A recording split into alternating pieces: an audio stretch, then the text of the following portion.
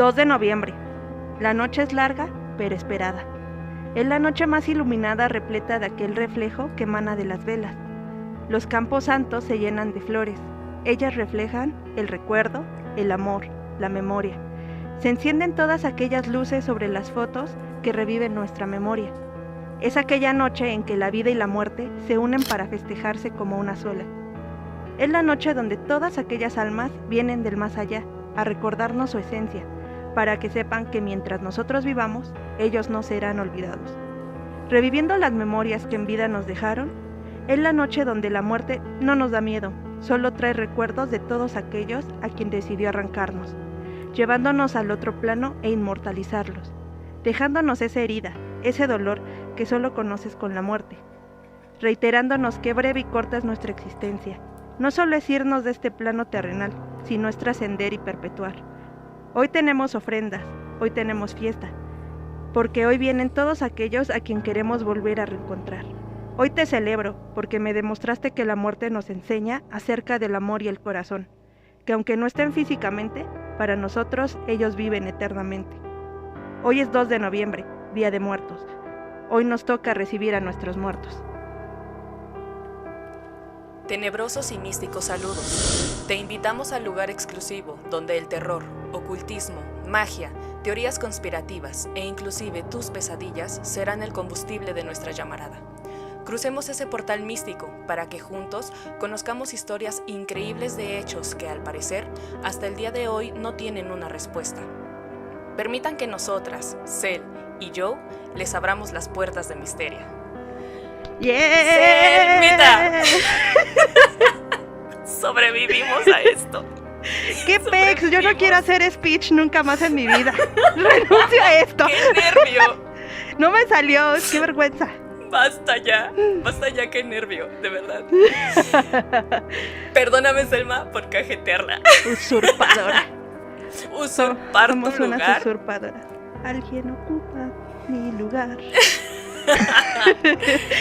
Ay. Sean todos bienvenidos a un episodio más de Misteria. Como ven, es una época especial por varias cuestiones y estamos celebrándolo de esta manera. Abrimos el speech con Selma por primera vez. Ojalá se repita en futuras celebraciones. No prometo y nada. La presentación Yo, corrió excelente, por mi parte. Excelente. Híjole. ¡Oh! ¡Qué nervio! No saben lo agobiadas que estábamos. No, como se que ya cada imaginan. quien tiene sus roles bien establecidos y es muy complicado esto. Pero hoy vamos a hablar de un tema bien genial. Hoy Antes de eso, quisiera mandar saludillos a la gente que nos escucha, porque ya nos hemos dado cuenta de que nos están escuchando no solamente en México, Estados nos están escuchando Unidos. de otros países. Sí, algunos países como Estados Unidos, Chile, Colombia. Argentina, Colombia y Perú. Gracias. Muchísimas gracias. Por Muchísimas tomarse el gracias tiempo. a los que se toman el tiempo para escucharnos, a quienes nos comentan, porque ya tenemos comentarios, tenemos propuestas de temas para el futuro, algunas preguntas que nos han hecho en los videos muy interesantes sobre los temas, como que a ustedes también les deja el trip en la mente y se están animando cada vez más a interactuar sobre los temas. Muchísimas gracias a todos, por eso estamos de celebración también. Los celebramos a ustedes, celebramos a todo y llegó Halloween, llegó Día de Muertos. Exactamente. Ya llegó, Selma. Y para justamente a toda la gente que nos escucha de otros lados, pues ¿por qué no darles a conocer un poquito de nuestra historia, Joe? Así es. De nuestras Así tradiciones. es, en esta ocasión vamos a hablar de nuestras tradiciones, de cómo da inicio esto que ya es mundialmente conocido como Día de Muertos o el Día de los Muertos, que se popularizó mucho ya en la cultura pop debido a Disney, precisamente. Todos conocen la película también de Coco y cómo se viralizó. La película de la Agente 007, donde reflejaba, ¿no?, lo que antes no se hacía en nuestro país, que eran los desfiles. Creo que empezaron a partir de esa película.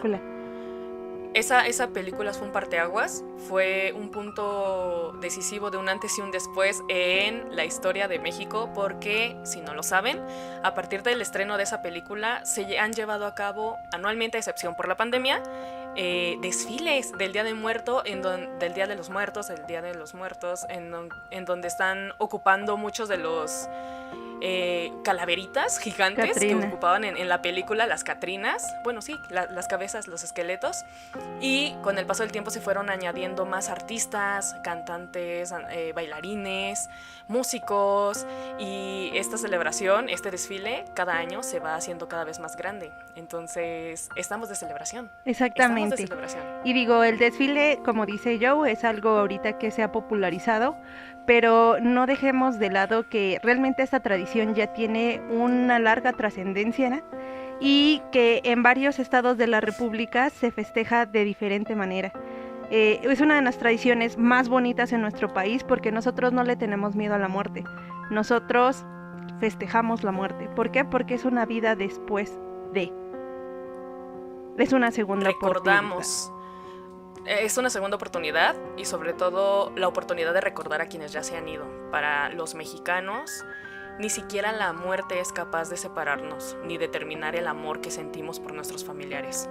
Es en estos días, algunos de octubre, 1 y 2 de noviembre, en los que en nuestro imaginario, en nuestra cultura, todos nuestros ancestros, nuestras familias e incluso mascotas llegan del inframundo para visitarnos y nosotros los recibimos con ofrendas. Las características ofrendas que yo estoy segura que muchos y muchas ya conocen, ya ubican, identifican. Exactamente. Usualmente el día 1 y 2 de noviembre es cuando se honra a nuestros muertos, a toda la gente que ya partió, y por eso era importante que conocieran un poco del Halloween, en los orígenes del Halloween, porque quieras o no va vinculado mucho el Halloween con lo que es Día de Muertos, con todas esas celebraciones, especialmente el Día de los Fieles Difuntos, que adopta el catolicismo y o de todos los santos, como también lo llamaban, y se mezcla con lo que vienen siendo las festejas de los festejos de las fiestas paganas.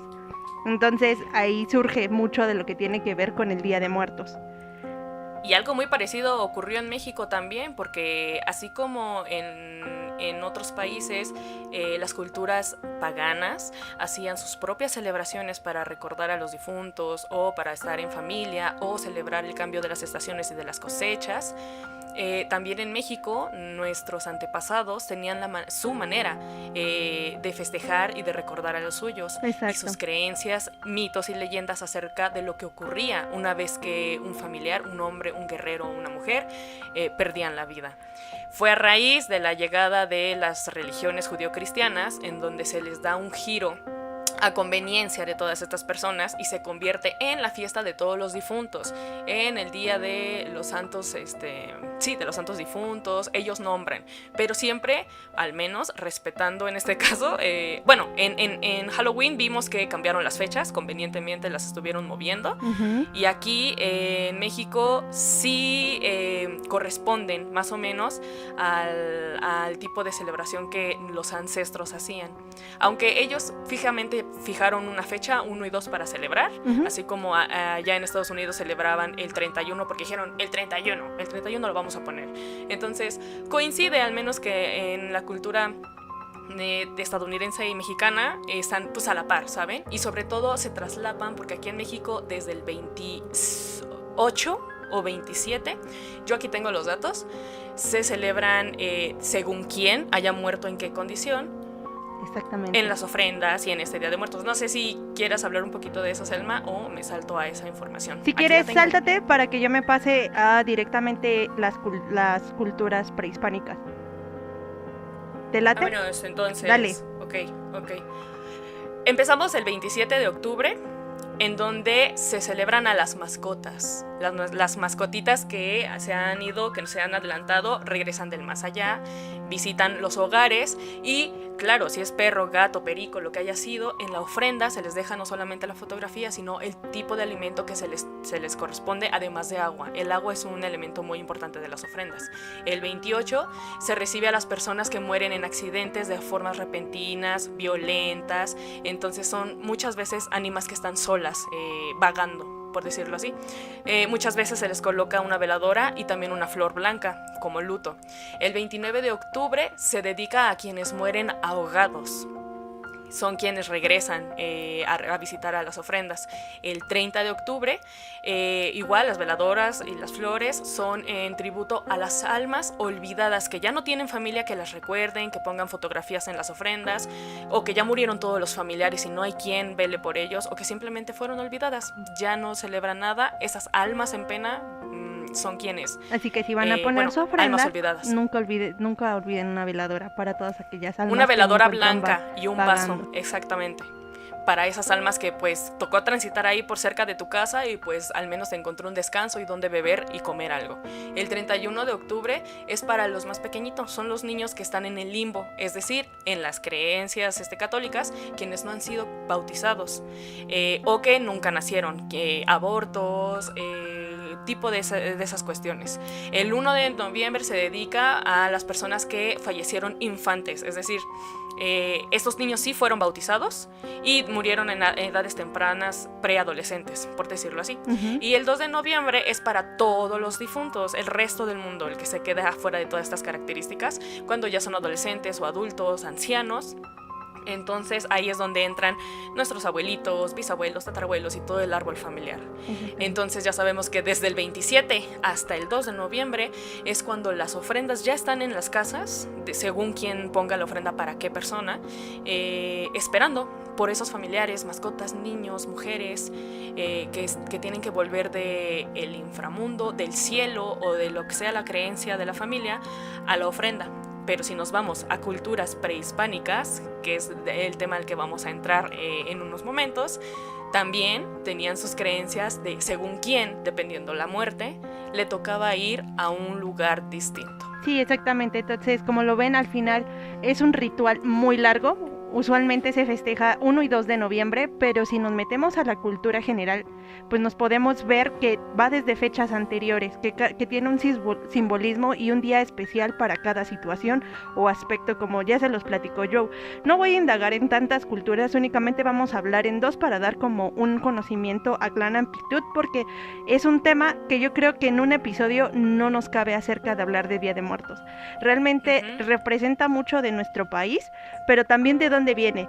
Una de las principales culturas que consideraba eran los teotihuacanos, donde se celebraba Día de Muertos. Acostumbraban ellos a hacer ofrendas en honor a todos sus fallecidos. Casi todo el tiempo practicaban con intensos rituales. Como saben, usualmente nuestras culturas celebraban a través como de cantos y bailes. Su propósito de ellos era que el difunto llegase bien a uno de los 4 paraísos según la forma de su muerte, ya sea con comida, copal, vasijas, cuchillos, jade, semillas. Aquí era importantísimo el rol que manejaba el Xoloitzcuintle para que los ayudaran a pasar a la luz y poder pasar por el inframundo sin que ellos se perdieran. Era necesario, decían que inclusive si tú como persona habías tratado mal a los perros en vida, claro, ellos no te ayudaban a llegar a ese paraíso, a poder cruzar ese inframundo. Entonces, al momento en que ellos fallecían, eran enterrados con un Xoloitzcuintle para que este Xoloitzcuintle los guiara en su camino y pudieran llegar al paraíso. Entiéndase que sacrificaban un perro para que acompañara al difunto. Generalmente era un perro que ya estaba al cuidado de la persona y que lo había acompañado gran parte de su vida. Fíjate. Porque generalmente por la creencia de que un Xoloitzcuintle te tiene que guiar el alma por el inframundo, desde chiquito tienes un Xoloitzcuintle que está contigo y tú lo crías y va contigo. Entonces generalmente la población ya tenía estos perritos de compañía. De hecho hay muchos mitos e historias en la actualidad que no necesariamente ahora sea un Xoloitzcuintle, sino que inclusive nuestras mascotas, si muchos de nosotros tenemos perros, cuando tú falleces, ellos son los que te guían en tu camino para llegar a la luz. Ese es un mito que actualmente se maneja aquí en México, donde tus horas y mascotas son los que te guían para poder llegar a ese paraíso, son tus ángeles, por así decirlo. Pero para los creyentes más ortodoxos, en el Mictlán hay un sitio que hay que cruzar en el que el Xoloitzcuintle sí te ayudaba precisamente a pasarlo. Entonces era, para su cosmología, el Xolo, el que te ayudaba a cruzar unas aguas que te ayudaban a cruzar. Sí, Entonces, justamente. Te digo, aquí lo importante es que consideraban 4 subsectores. Ahora sí no sé qué me está pasando, me estoy trabando demasiado. son los nervios del speech, hermana. No me dejes esa tarea nuevamente, por favor. Les encargo. Así. Mes del terror especial. Hasta me pongo de nerviosa. celebración. Te digo, esto era muy similar a lo que nos manejabas ahorita, Joe, de los días. Porque se manejaban cuatro subsectores donde se dirigían los difuntos según su edad. Era el 1, 2, 3 y 4, así lo llamaban. El primero es el recinto, donde se encontraban los difuntos jóvenes y aquellos que no alcanzaron a nacer, como lo mencionabas. Ahorita tú dabas un día específico para ese tipo de situaciones. Se les enterraba en posición fetal en la tierra. Esa era una. El subsector 2 era los adolescentes, que se encontraban en sus ofrendas distintos vegetales y huesos pertenecientes a animales. El subsector 3, en este ya se encontraban los adultos, tanto varones como mujeres, y a estos difuntos se les colocaban en vasijas grandes de barro, prosiguiendo con el crematorio, o sea, ellos sí los hacían cenizas. Ya que creían que este lugar prevalecía la abundancia y la paz eterna. En su ofrenda se encontraban cañas de azúcar y comidas típicas. De ahí viene porque en la actualidad se pone usualmente como cosas de barro y las cañas. Porque la caña también viene siendo algo muy representativo en nuestras ofrendas en la actualidad. El último sector, que es el 4, aquí se dirigían los adultos mayores. O sea, ya estamos hablando de ancianos, que se colocaban en hogueras de madera para la cremación de los cuerpos. Se creía que los ancianos regresaban a la tierra después de la muerte en forma de animales. Porque es importante que vayan a tema de resurrección, porque al explicamos el contexto de que nuestras almas únicamente son una cuestión de energía y nuestro cuerpo únicamente el transporte. Entonces Así aquí es, capítulo 11. Váyanse a resurrección para que comprendan un poquito de por qué se da y por qué es uno de los efectos paranormales más documentados. Aquí esto es referente a la cultura teotihuacana, pero ¿qué pasaba con los aztecas? No, esos manes se volaban más la cabeza, hermana. Se volaban más la cabeza. ¿Tú quieres hablar algo de esto? Dale. Pues a ver si coincidimos, porque igual hay 4 clasificaciones de lugares distintos a los que iban según el tipo de muerte. Exacto. Estos lugares son nombrados Mictlán o lugar de los muertos, en donde su gran señor es Mictlantecutli, el señor de la muerte. El segundo es Tlalocan, el lugar donde habita Tlaloc. El tercero es Tonatiuh Ichan, la casa del sol, que es el sitio donde mora Huitzilopochtli. Y el cuarto es Zincalco, la casa del maíz, que se rige por Huemac. Esos son los 4 lugares a los que las almas de los muertos solían ir, dependiendo de la muerte. El que era más conocido es el famoso Mictlán, porque es donde iban la mayoría de las personas a hacer el gran viaje, que constaba de 8 pruebas o 8 sitios para llegar ahora sí al Mictlán y descansar el alma. No sé si quieras hablar de eso o lo platico un poquito. Sí, fíjate, bueno, de hecho actualmente se consideraba que el Mictlán, ha sido muy representado como un puente que trasciendes al inframundo. Así lo manejaban. Es el camino más difícil y tortuoso. Para llegar a él, las almas debían transitar por distintos caminos o lugares durante 4 años. Ese es el tiempo que aproximadamente duraba el tiempo en el Mictlán. Luego de ese tiempo, las almas llegaban al Chicunomictlán, lugar donde descansaban o desaparecían las almas de los muertos. Para recorrer ese camino, el difunto era enterrado con el perro llamado el Xoloescuincle, justo lo que decía esta Joana. Era el sacrificio para que ellos sean guiados en su camino, el cual le iba a ayudar a cruzar ese río y llegar ante el Mixtlatechutli. Perdón si no pronuncio. Mictlantecutli. Mictlán. Ya, Joana nos ayuda. Mictlantecutli. A quien se debía entregar como ofrenda atados de teas y cañas de perfume, algodón, hilos colorados y mantas. Quienes iban al Mictlán recibían como ofrenda 4 flechas y 4 teas atadas con un hilo de algodón. Me gusta mucho esa idea del Mictlán y de Mictlantecutli porque es el equivalente a En el inframundo, por ejemplo, de la cultura griega, Hades y Perséfone son los dioses del inframundo. Hades está casado con su sobrina Perséfone y dominan el inframundo. Aquí en el Mictlán, que es el inframundo de los aztecas, es Mictlantecutli, y creo que es Mictlantecuhtli, quien es la esposa de Mictlantecutli, o sea, la señora del inframundo. Me gusta mucho cómo no importa la distancia, no importa el tiempo, no importa el espacio-tiempo tal cual, el ser humano llega a las mismas conclusiones, a las mismas ideas, a los dioses, a la imaginación. Me encanta. Fíjate que mucho de lo que relatamos en estos caminos o vías que tomaban los difuntos para trascender al paraíso, que forzosamente tenían que pasar por el inframundo y recorrer, y por eso era importante que se les metieran todos estos tipos de artefactos como ofrenda para que cuando ellos llegaran sean entregados. Eso es algo que me relaciona mucho y me resuena mucho con el libro de Dante, el de... Y siento que va muy vinculado a los pisos, pues justamente marcaba. Sí. Si ustedes se ponen... La Divina Comedia. Exactamente, se ponen a comparar como la tradición tanto teotihuacana como azteca, van mucho vinculado a pasar por ciertos lugares para tú poder llegar a ese paraíso. Para descanso eterno. Ajá, ajá. Aquí los niveles, les decimos, son 9 en total. El primero se le llamaba Apanoayán, en donde los fallecidos accedían por un río en donde se encontraba el perro compañía que llevaba y los ayudaba a pasar nadando. Entonces, si esa persona había sido mala en la vida y había maltratado perros, ningún perro lo iba a ayudar, incluso si sacrificaran a uno al lado de él o de ella.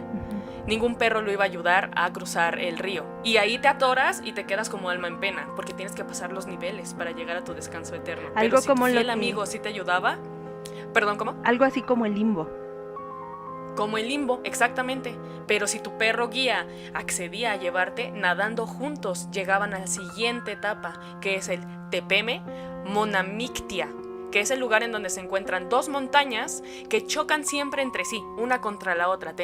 Ahí el perro se quedaba, Tú ya tenías que cruzar esas montañas que se movían y chocaban una contra otra, entonces tú tenías que sortear para evitar ser aplastado por esas montañas. Si lograbas no ser aplastado, pasabas al Iztepetl, que significa cerro de obsidiana, es decir, es un cerro que está erizado, puntiagudo, con muchos cuchillos, es decir, pisar eso era increíblemente doloroso. La obsidiana filosa es increíble, es como un cuchillo, es verdaderamente muy filosa, es una piedra de color oscuro, como negro, para quienes no conozcan la obsidiana. Como te decía Joana, creo que algo que nos ha dejado tanto esta cultura o que hemos venido viendo, no sé si decirlo como estudiando, porque al final terminamos conociendo de todos estos temas, es que para el descanso eterno también es muy tortuoso después de que morimos. A veces pensamos que morimos y llegamos directamente al cielo por las acciones que realizamos en nuestra vida, ya dependiendo obviamente de la religión o la creencia de cada persona, pero todas las culturas nos dicen, ¿sabes qué? Lo que hiciste en vida, tienes que venir a pagar y tienes que cruzar tus caminos si quieres llegar a tu paraíso. Algo así se tocó en Reencarnación, justamente de los niveles también que había que cruzar según la angelología para llegar al Dharma. Y llegar al Dharma, a Dios, a la eternidad. Entonces está muy, muy curioso. Aquí también es un camino tortuoso. En el siguiente paso, por ejemplo, que es el Sehuecayán, disculpen. Es que sí está complicado. Es el lugar donde hiela, es decir, es un lugar donde hace mucho frío y ahí hace sentido lo que dice Selma. Preparaban los cuerpos desde antes de incinerarlos o enterrarlos para que pasaran todas estas pruebas. Los cubrían de pieles, los cubrían de abrigos, porque sabían que iban a pasar por el Sehuecayán. Entonces, para prepararlos, tenían que vestirlos adecuadamente para que pudieran cruzar. Después llegaban al Itzehecayán.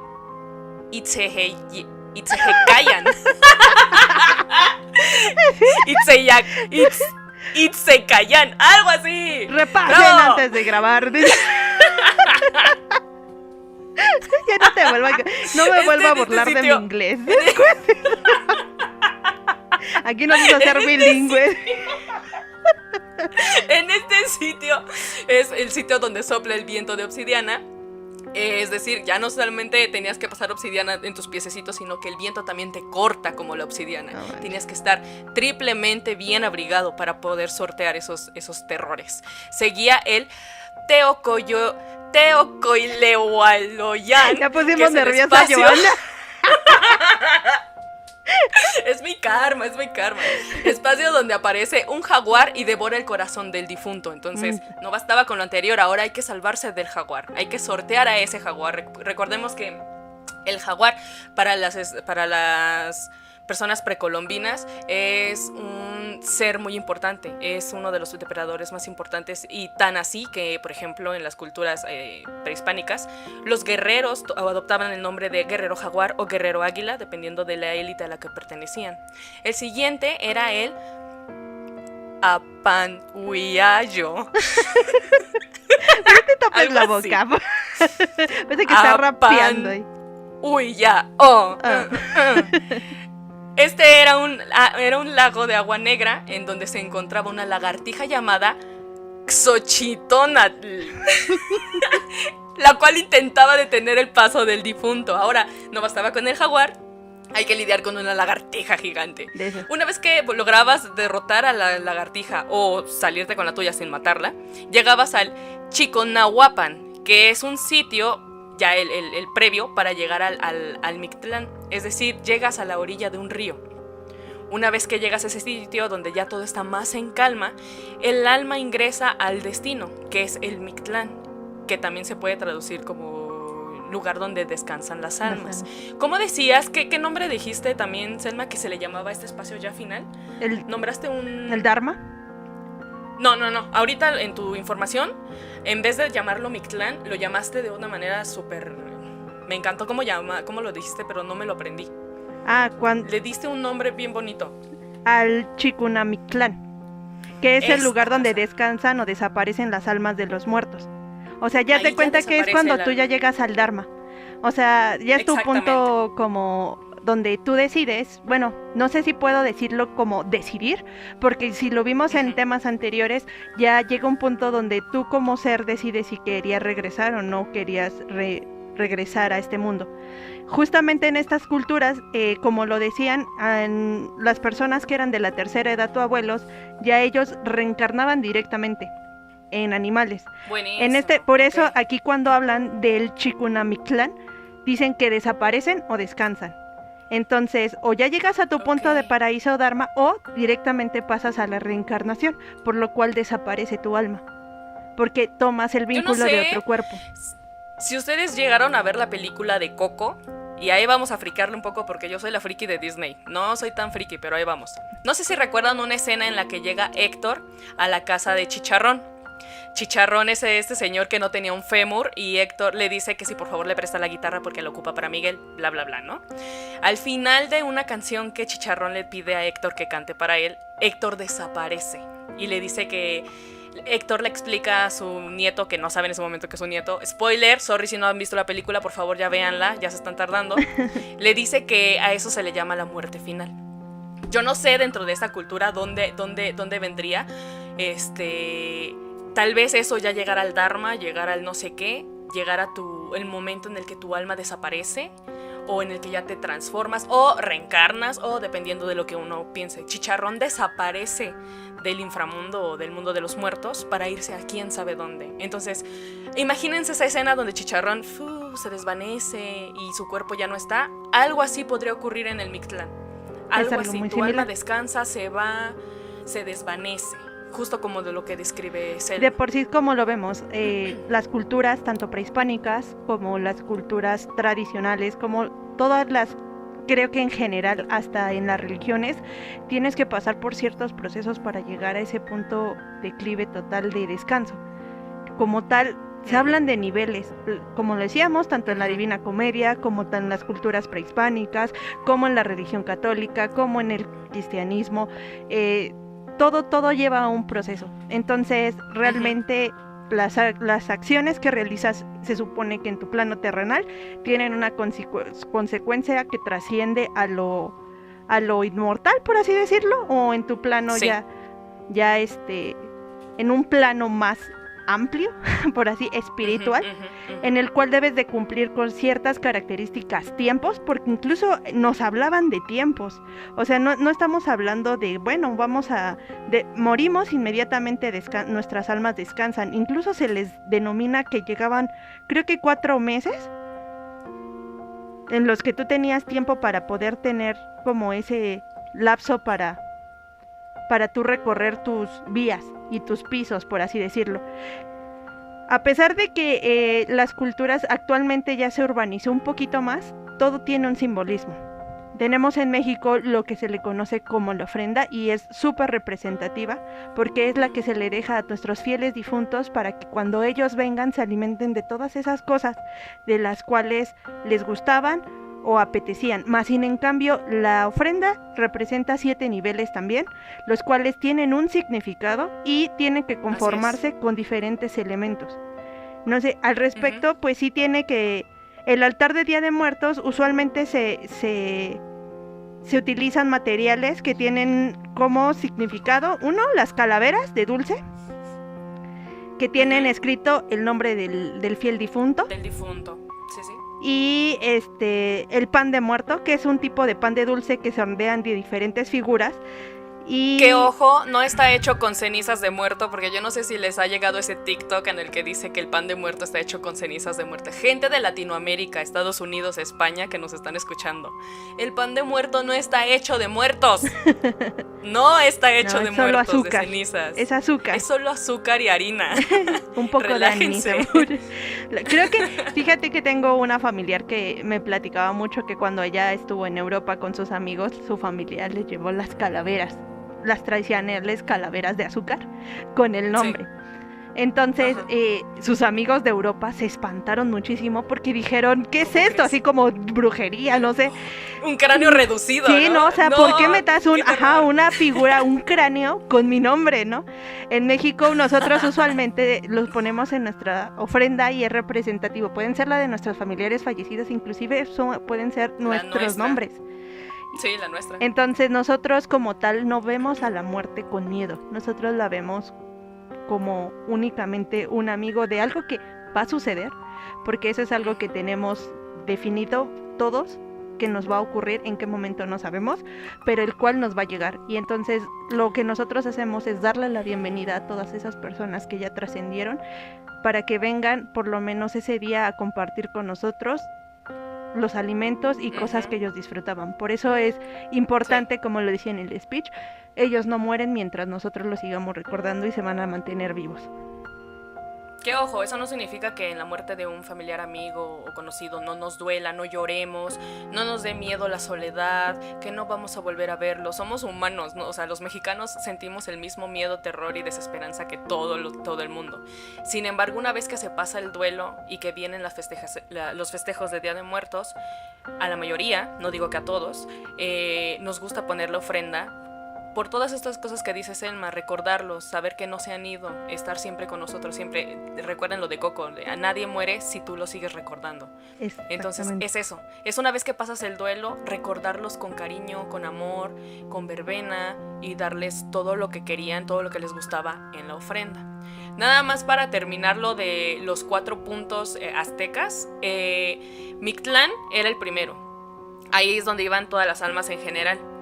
El segundo era el Tlalocán, en donde estaba el rey Tlaloc, que era el dios de la lluvia, y a iban quienes morían por rayos, se ahogaban, leprosos, sarnosos, y todas las personas que morían por ese tipo de enfermedades. Estaba el Tonatiuh-Ichan, que es la casa del sol, en donde llegaban como los más consentidos, que eran estas personas que morían, se convertían en aves, en colibríes, pájaros sagrados, en pájaros con plumas muy vistosas, incluso en mariposas de alas muy vistosas. Entonces hay una tradición que aquí en México a muchos les gusta creer, que es que cuando ves un colibrí cerca de tu casa o que estás muy seguido viendo un colibrí, es un familiar que viene a visitarte. Forma parte de este folclore del Tonatiuh-Ichan.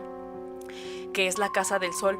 Quienes son afortunados de llegar a la Casa del Sol, porque el dios Tonatiuh está... Bueno, sí, estos dioses son quienes se encargan de decir, tú eres un elegido, yo te quiero a ti. Algo especial hiciste en la vida para que te eligieran.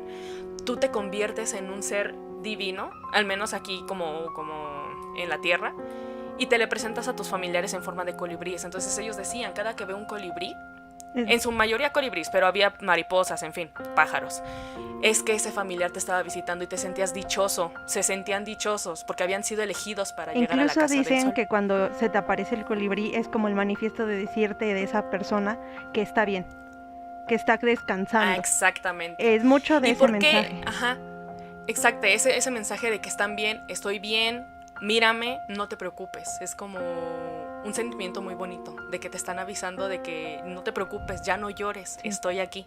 Ay, hasta sentiste bonito. Sí, sí, bueno, quienes tenemos personas casa, fallecidas y hemos visto colibríes, es como un... no hubieran sabes. visto la cara de Selma. Hubieran visto la cara de Selma que puso ahorita. Verdaderamente, en esta Casa del Sol, ¿por qué eran elegidos a hacer cosas tan maravillosas como colibríes? Porque eran personas que morían en batalla.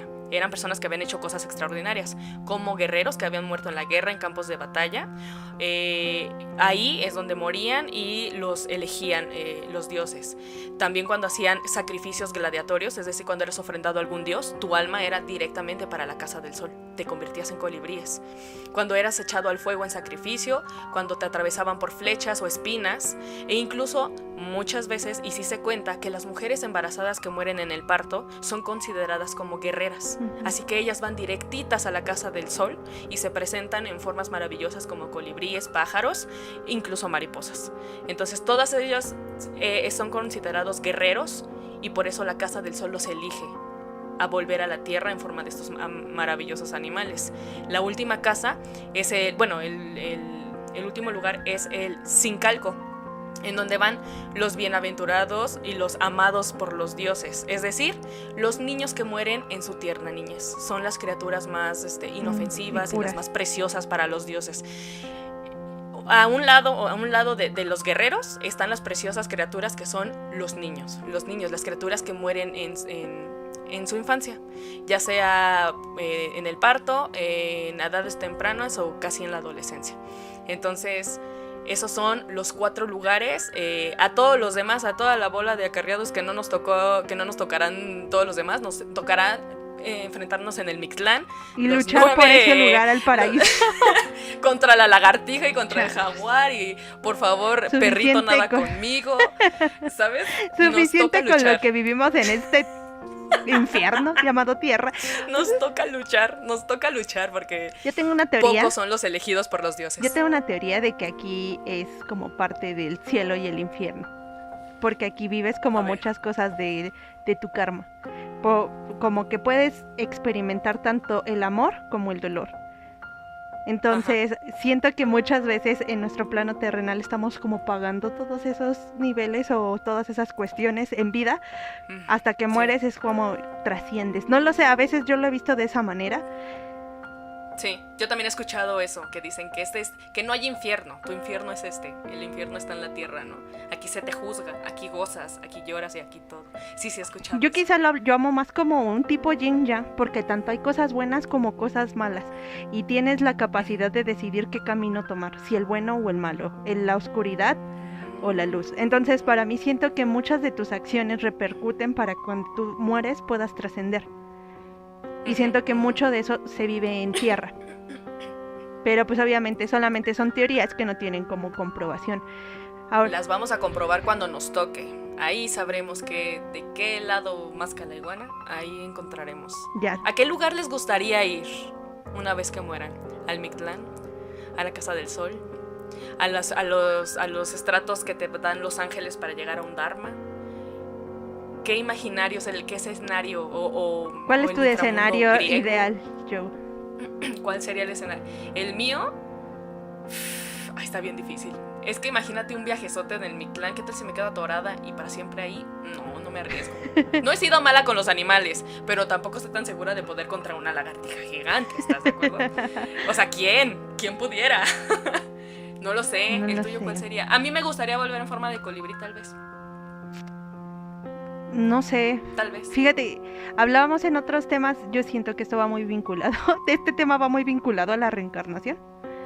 Pero Sí. a mí, si llegáramos a tener como ese nivel de trascendencia, sí me gustaría como llegar a la reunión con tus seres queridos. O sea, a ese, independientemente del proceso que tuvieras, o sea, si realmente existe como ese reencuentro, porque creo que ya habíamos hablado del tema de que usualmente te relacionas con las mismas personas que tenías en vidas pasadas y usualmente tú decides el regresar a esta tierra a efecto de terminar con las enseñanzas que te hacía falta aprender en tus vidas pasadas. Como cual no manejábamos un límite de vidas pasadas, sino que únicamente el necesario para que tú puedas llegar a tener el aprendizaje que necesitas o bien para llegar a tu Dharma. Es muy vinculado. A mí también me gusta eso del reencuentro con los seres queridos. Te doy un voto a favor, pero me gustaría que añadirle a eso el ya no reencarnar. Si existe la reencarnación, a mí me gustaría ya quedarme ahí. En de el hecho, Dharma, es lo en que el comentan, paraíso, que llega, en el lo que sea. Que una vez que cumpliste ya con tus aprendizajes, tú ya puedes decidir si quedarte o morir, yo diría o reencarnar. No se ofrece, gracias, así estamos chido, ya viví la experiencia mortal, no se ocupa. Y yo los veo desde aquí. Eso haría yo. Yo los saludo desde aquí, hermanos. Ni modo, ya reencarnaste, quizá en esta ocasión no te diste ese lujo, por algo estás aquí. No me di el lujo, tal vez porque sí, y ya veremos cómo nos va. Bueno, pero al final, veremos cómo nos va. El Día de Muertos es una celebración tradicional mexicana y se inspira en varios lugares de Latinoamérica y el mundo a fin de honrar a aquellas personas que se adelantan en el camino. Como parte de la festividad se coloca el altar. Este altar es un ritual donde los vivos nos volvemos a reunir con nuestros difuntos. Por tal motivo, cada uno de estos elementos de la ofrenda tiene un significado especial. El altar de Día de Muertos tiene como propósito que tanto los vivos como los muertos podamos compartir ese momento como de intimidad y unión, pues la ofrenda busca encontrar a la persona fallecida por medio de la memoria a través de su familia. Se conforma por 7 escalones o 7 niveles, pues cada uno representa los pasos del que las almas tienen que dar para poder descansar en paz. Entonces volvemos a lo mismo, cada cultura, cada tradición, cada religión maneja sus procesos para que tú puedas poder descansar en paz. Hablamos de 7 niveles. El primero se coloca la imagen del santo del que es devoto, hablando ya de religiones católicas. ¿Estamos hablando de arriba hacia abajo o de abajo hacia arriba? De abajo de hacia pirámide, arriba, ¿no? Ajá, es piramidal. Ok. El número 2 está dedicado a las ánimas del purgatorio y sirve para que el difunto tenga permiso para salir de ese lugar. O sea, para que pueda, digamos, venir del inframundo al plano terrenal. Es por ello que se recomienda colocar una imagen de las almas del purgatorio en este nivel. Si se dan, ¿cuál es esa imagen? Pues una foto del difunto. Una foto del difunto. Estamos hablando que usualmente Día de Muertos es adoptado por la religión católica. Eso hay que tenerlo presente. Hay muchas religiones que no celebran o que ven muy mal este tipo de celebración. Para los que somos católicos es parte de nuestra tradición, cultura y religión. El tercer nivel es donde se coloca la sal. Este escalón es para purificar el espíritu y para que no se corrompa el cuerpo. Es como parte del proceso para que no se vea como perdida, ¿sabes? Cuando vienen del inframundo y cruzan este plano terrenal para que digamos que su alma se purifique. El cuarto En nivel... Japón también se cree que la sal es purificante. Y en cosas de brujería, porque esto es misteria, se utiliza como protección. ¿Han visto los famosos aros de protección hechos con sal? Que impiden que las almas o los espíritus entren. Por ejemplo, estás haciendo una ouija y te proteges con sal. Es el típico, la sal es poderosa. Exactamente, inclusive hay muchas leyendas donde afuera de las casas ponen la sal como un caminito de sal, efecto de que toda esa mala vibra o mala energía no trascienda, no puede entrar. Es una forma de purificación. Me acuerdo inclusive que hay una película de La Llorona, que es de la saga del Conjuro, que inclusive ponen un como camino de sal y este ente no puede entrar, pero porque sí es considerado que es un elemento muy importante para la purificación. Protección. Muy bien. Protección, exactamente. Cuarto nivel va el pan de muerto. Que simboliza la Eucaristía. Por cierto, a Joana le salen muy bien. Ay, yo los hago a mano. Gente, yo muero en el proceso, pero los hago a mano. Y le salen bien. El nivel 5 se coloca la comida y fruta favorita del difunto. Aquí es donde realmente la ofrenda se la dejas a tu ser querido. Mucha gente les pone bebida, comida, alcohol, cigarros. Es una parte para que cuando él venga consuma todo aquello que en vida disfrutaba y que quizá en ese plano ya no tiene. El sexto nivel, aquí va la foto del difunto al que se le dedica el altar. Y finalmente, el 7 se pone una cruz formada con semillas, frutas, cal y sirve para que el difunto expíe sus culpas, o sea, se libere de todo mal que va cargando, digamos, va liberando su karma. Cada elemento que se ve en el altar tiene un significado referente a la celebración. Por ello es importante que las coloques de manera o tiene una representación simbólica importante, como por ejemplo la flor de cempasúchil. Esta es prácticamente icónica para el Día de Muertos en México. Cuando tú vienes a México y es Día de Muertos, vas a ver la ciudad repleta de color naranja de flor de cempasúchil. Seguramente ahorita están viendo en el video lo que es una flor de cempasúchil para todos aquellos que no la conocen. Tiene un olor muy característico y colores muy característicos del otoño, precisamente, y ya lo estarán viendo en este momento en pantalla. Sí, exactamente. Es una de las más representativas en el altar de muertos y justamente su nombre proviene del náhuatl, que se llama Sempohualchotli. Y lo que significa es 20 flores o varias flores. Te rifas con el náhuatl, yo me hago bolas, ¿eh? Ya vieron. Pero ¿qué tal si me dice el inglés? El inglés. Y si no, váyanse para los orígenes del Halloween. Ay, van a sí, saber de lo que estamos hablando. Cabe aclarar que, ¿sabes por qué me río ahorita? Porque cuando fueron los orígenes del Halloween, Joana me metió tremenda regañiza porque no pronuncié bien y dije, ok, a ver, chútate ahorita es tu momento de el azteca, el náhuatl. Ay, no, hermana, lo siento tanto. Mira, de la Appellation. Lo siento tanto, hermana. De la Appellation. No te manejaré el inglés, pero... Ay, buenísimo. Eso, familia, se llama karma. Joan conoce el karma. Bien feliz. Lo estoy viviendo, Qué bonitas amistades. Amistades chidas. Dirán chill. De chill. La tradición marca que se debe colocar un camino de estas flores y tienen la finalidad de guiar a los muertos desde afuera de la casa donde se coloca hasta el altar en su honor. O sea, es el camino directo para que ellos no se pierdan en el camino. Además, el cempasúchil es considerado por los mexicas como un símbolo de vida y muerte. Existe alrededor de 35 especies en México y 58 en Latinoamérica, en América Latina, pero la más representativa es la naranja, que usualmente usamos, porque también hay como color tipo rojiza. Como un fuchsia, es como un fuchsita bonito. Exactamente. Sí. Por ahí en el video la más característica es color naranja. Se los iremos poniendo flor para que lo identifiquen. Sí. El arco y los alimentos que se colocan en la parte superior del altar de muertos y simboliza la puerta de entrada de los muertos al mundo de los vivos. Entonces, esa es la apertura que tiene que llevar el arco. Los platillos tradicionales y las bebidas alcohólicas, como les decía, las comidas y bebidas son consideradas como parte principal de los elementos de la ofrenda de Día de Muertos. ¿Por qué? Porque su objetivo es deleitar el ánima que nos visita con las cosas que más les gustaba disfrutar en vida. Y el licor es para que recuerden los grandes acontecimientos agradables durante su vida. Usualmente en México estamos vinculados a la bebida, como viene siendo el tequila, el mezcal y cosas simbólicas que pues la mayoría de las personas el pulque en vida lo disfrutaban. Entonces es parte representativo. Ahí ya le puedes agregar la comida que más le gustaba, o sea, al difunto. El chiste es que ellos se deleiten de lo que disfrutaban en vida. El agua y la sal son súper importantísimos en el altar de Día de Muertos. El agua porque significa la pureza del alma. La sal sirve para que las ánimas purifiquen todo el cuerpo y no se corrompan el viaje de los difuntos. Las velas o veladoras también son importantísimas porque se utilizaban desde hace tiempos antiguos. Antes se le llamaban como rajas de ocote. Ahora se utilizan lo que vienen siendo cirios o veladoras. Y el significado es la luz, la fe, la esperanza que guía a las ánimas en sus antiguos lugares.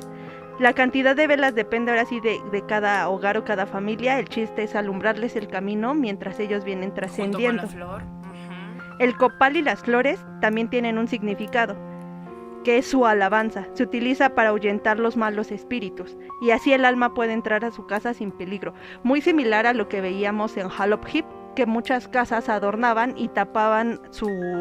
Ahora sí que de ahí vienen los adornos de día de Halloween para ahuyentar a todos los malos espíritus y no entrar a sus casas. El chiste era como que les generara miedo a esas malas almas para que no podrán entrar. En la época prehispánica nuestros antepasados servían el copal a sus dioses, hasta que con la llegada de los españoles introdujo también el incienso. Ok. Usualmente aquí el copal se utiliza en una especie de copa y esparce un aroma durante toda la casa o la habitación. Y las flores... A mí no me gusta ese aroma. A mí sí, fíjate que a mí sí. Sí, inclusive a mí no me he ido al Zócalo. Me da dolor de cabeza. Al Zócalo, y ya ves que ahí te hacen tipo limpias.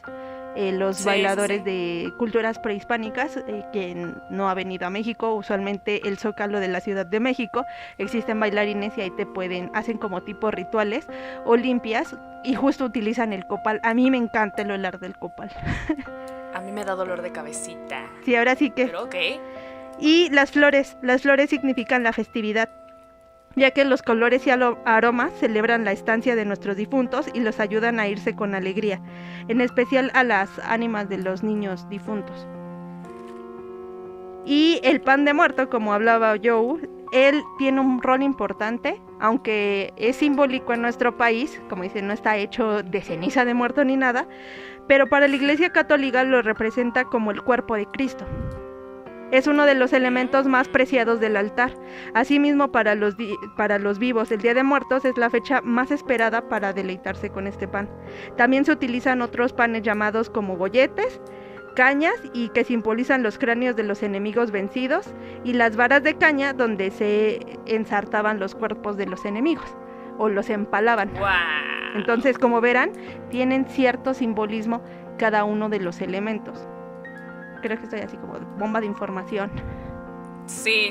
Además esto es una guía más o menos de cómo poner la ofrenda, más no quiere decir que es estrictamente eso, sino tu difunto no va a poder venir y estar contigo y poder disfrutar de la ofrenda. Cada quien hace la ofrenda como dicen los católicos, Dios les da a entender. Exactamente. O sea, a tus posibilidades, a tu gusto. Mi ofrenda no se parece nada a eso. A ver si tomo unas fotos para que se las mostremos en el video. A mi mamá le gustan mucho los alebrijes.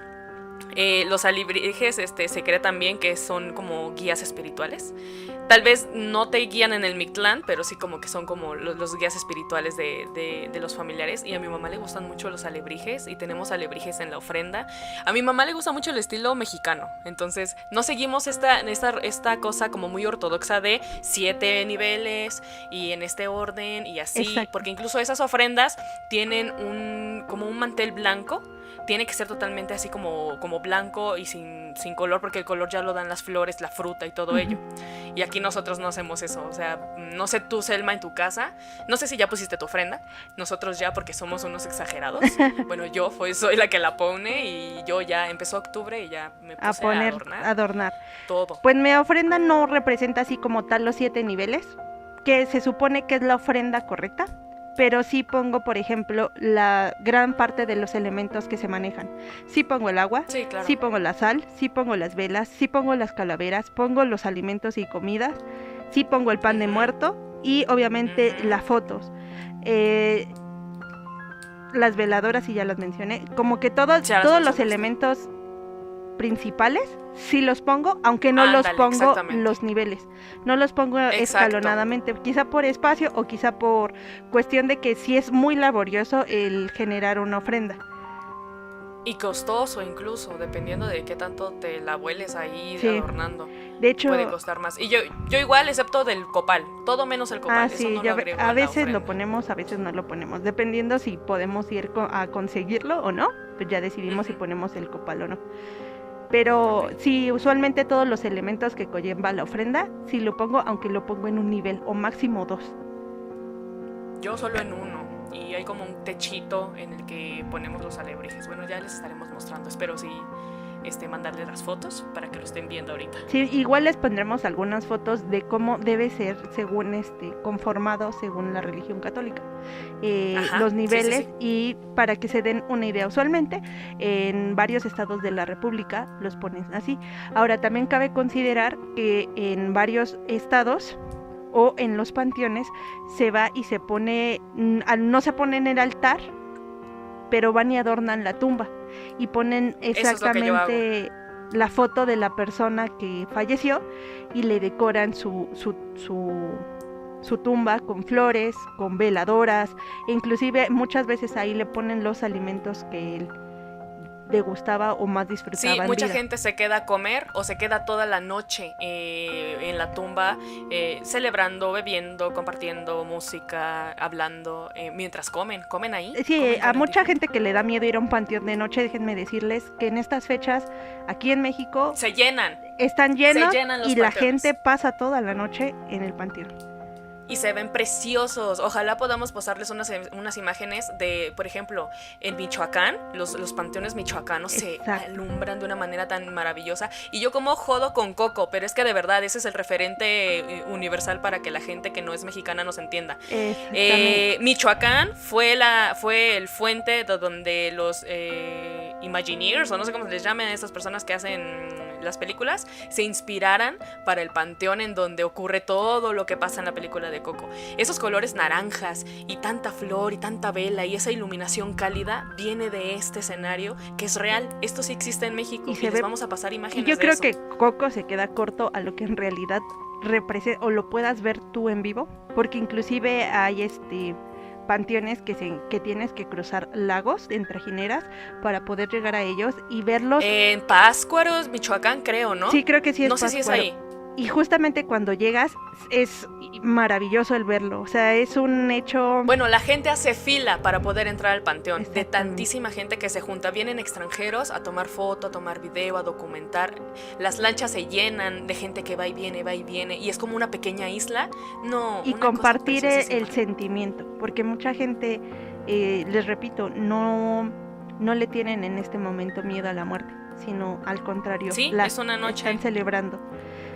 Quizá es muy contradictorio para otros países el conocer esta parte de la cultura mexicana, pero yo creo que es una de las más maravillosas y hermosas que tenemos nosotras de tradiciones. Y un elemento bien importante que se nos está yendo, Joe, es el papel picado. El papel picado es súper tradicional en México. Realmente no es Día de Muertos si no hay papel picado en las calles o en la casa. Tú no me podrás mentir. Y el papel picado es una de las piezas que no debe faltar en los altares para recibir a las ánimas de tus seres queridos. Pero ¿sabes qué representa el papel picado o qué significa? Cuéntanos. Pues el viento y la alegría. Son los dos elementos que representa. Es para festejar. Las imágenes de los santos sirven para que nos ayuden como medio de interacción, porque muchos de esos papeles picados o traen calaveras o traen santos, y es un medio de interrelación entre muertos y vivos, ya que en el altar son sinónimo de las buenas relaciones sociales. Wow. O sea, como tal, todo tiene un simbolismo. Por eso el papel picado, cuando lo ponen en la calle, usualmente representa el movimiento del viento. Del viento, sí, qué bonito, y todo colorido. En estas fechas vas a encontrar rosa, morado, púrpura, verde, naranja, todos esa combinación de colores es Día de Muertos, ya llegamos, estamos en la época. Mi ofrenda, les digo, es de esas coloridas que tiene rosa, amarillo, naranja y no sé qué. Lo único que es como muy como neutral, por decirlo así, es le pongo como un mantel negro para que todo lo demás resalte.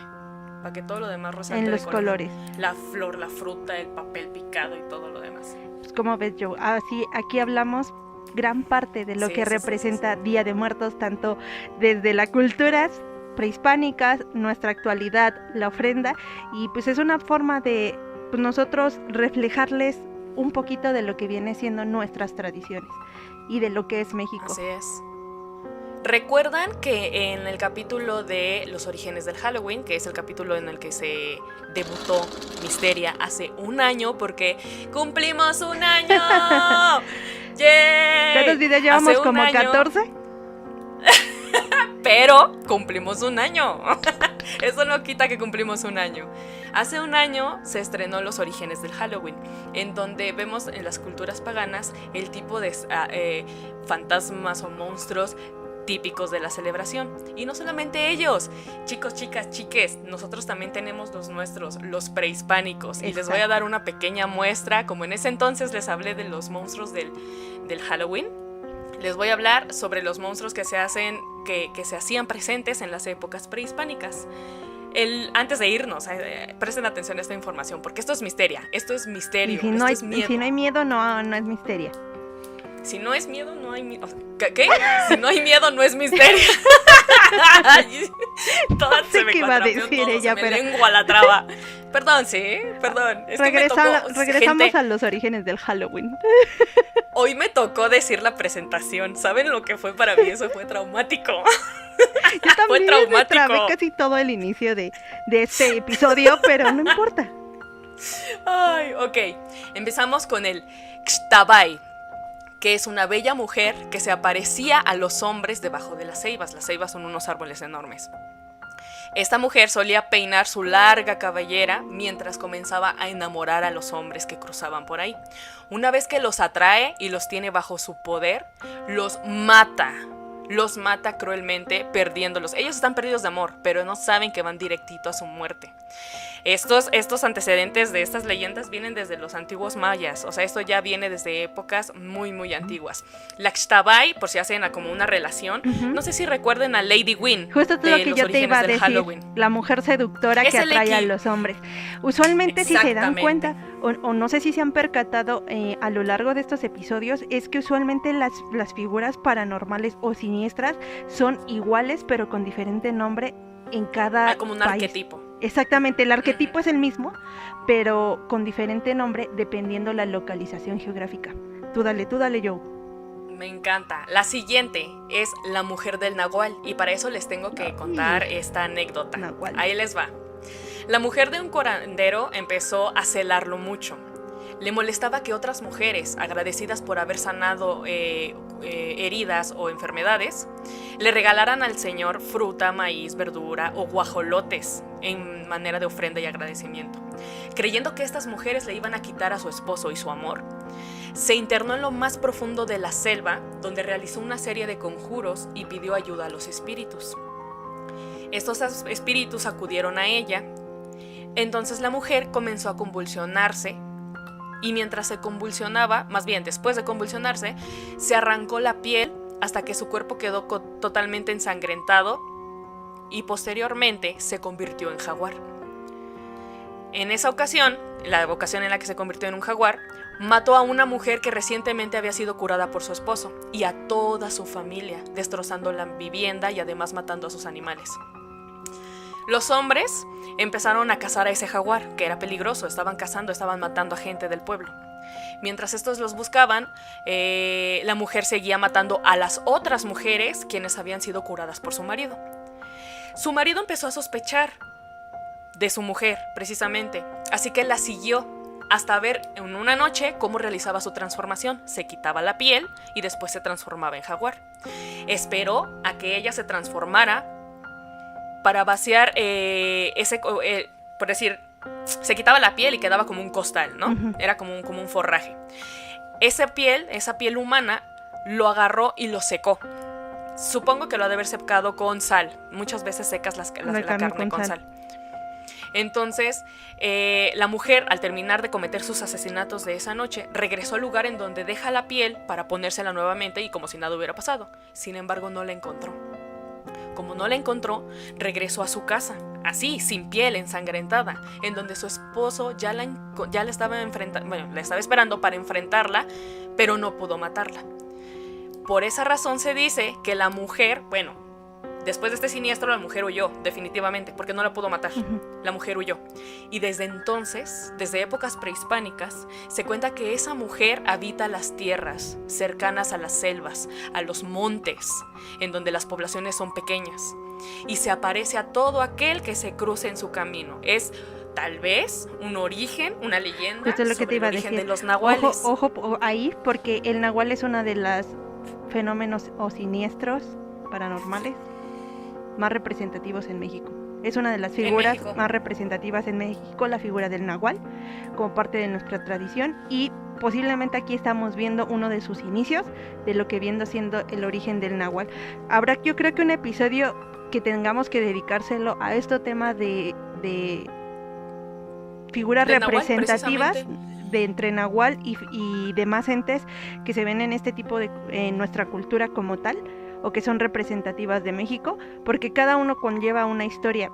Por ejemplo, yo no conocía esta parte de la historia, conozco la figura del Nahual como tal, que es aquella persona con la facilidad o la posibilidad de transformarse en un animal y después regresar a su forma corpórea normal de persona. Entonces, no cualquiera puede desarrollarse de esa manera. Usualmente aquí todo un ritual detrás de eso, de lograrlo. Exacto. Horrible. Entonces, pero ya les hablaremos de eso, porque está buenísimo, ese tema está buenísimo. Exactamente. Sobre los nahuales. Les voy a traer un último relato llamado Tunculuchu o el mensajero de la muerte. Espero, Selma, estar pronunciando bien.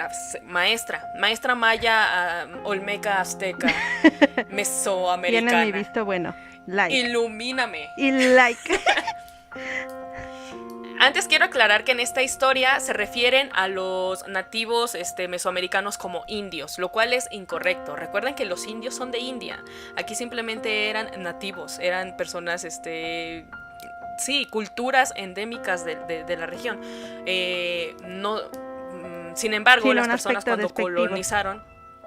cuando colonizaron, les llamaban indios como tal, porque era la manera en la que se referían a ellos. Se quedaron muchas de estas personas con ese estigma de llamarles indios, y no solamente en México, seguramente también partes de Latinoamérica y Estados Unidos, en donde se les llama indios equivocadamente. Los indios están en India, son indios.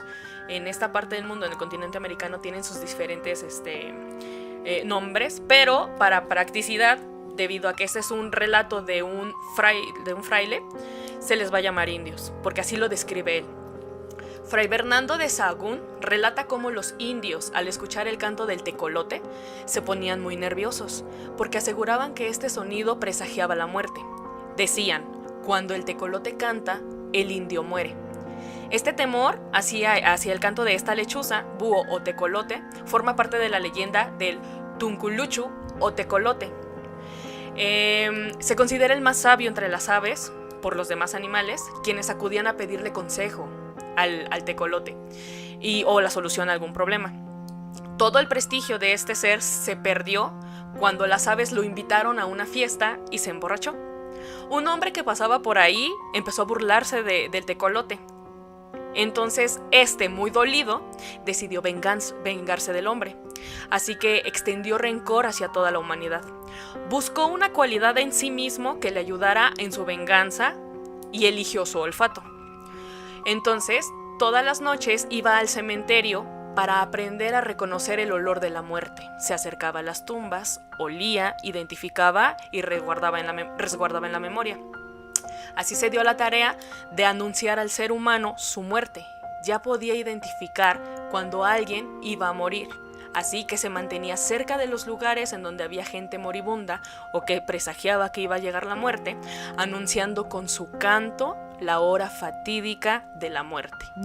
Cuando se ve un tecolote o un búho, una lechuza merodear a un enfermo, una familia en desgracia, era esta creencia de alguien va a morir, viene a presagiar la muerte. Entonces, estas son las 3 leyendas de 3 seres que se aparecían, que contaban y relataban nuestros ancestros, que ocurrían en estas fechas de finales de octubre, inicios de noviembre, Mictlán, Halloween, Día de Muertos, como ustedes lo quieran nombrar. Mucho misterio, mucho miedo, mucho terror. Y mucho camino que trascender después de la muerte. Así que todo depende de qué vengas a hacer en esta vida y cómo te comportes. Tú ya sabrás qué rumbo vas a tomar y si tendrás un paso directo al paraíso o serás de los elegidos para llegar a tu dharma, o bien tendrás que cruzar por esos caminos del umbral por el inframundo a efecto de poder llegar a cumplir tu momento de paz y que tu alma ahora sí pueda descansar. Entonces, hasta pareces poeta, mana, me gustó, bravo. Ahora sí que todo lo que hagas en vida se va a reflejar. Así, sea bueno o sea malo, yo soy fiel creyente. Todo lo que hagas, tanto bueno como malo, regresa a ti. Así que la mejor de la vibra a todo el mundo. Así es, y esperemos que en estos días, en esta semana ya próximos, esto se está publicando en viernes, pero próximamente se viene Halloween, Día de Muertos. Para quienes festejen esta celebración de la manera en la que les hemos relatado, esperamos que pasen unas noches tranquilas en compañía de sus familiares, que coman mucho pan de muerto, chocolatito, café, que estén en compañía de los suyos. Si van a ir al panteón, llévense ropa abrigadora porque hace un chingue de frío. Y si en otros países quieren disfrutar un poquito de esto, pueden poner su veladora, su agua y un poquito de sal. Y también recibir a estos seres para que vengan a su casa. No es una cuestión geográfica, es una cuestión de creencia y fe. Entonces, quieren recibir ustedes a sus familiares, denles esa oportunidad. Creo que estos días te lo permiten, esta tradición te lo permite, y creamos un poquito en aquello a lo que no podemos responder. Así es, un muy bonito episodio para el primer aniversario de Misteria. Y nada más quiero decirles que estén atentos porque por aniversario les vamos a dar un regalito próximamente. Y terrorífico, disfrútenlo, va a estar genial. Entonces, terrorífico. Va a salirse todo el contexto, es lo que podemos decir, va a ser de Misteria, con mucho cariño. Es algo bien diferente, de verdad esperamos que les guste.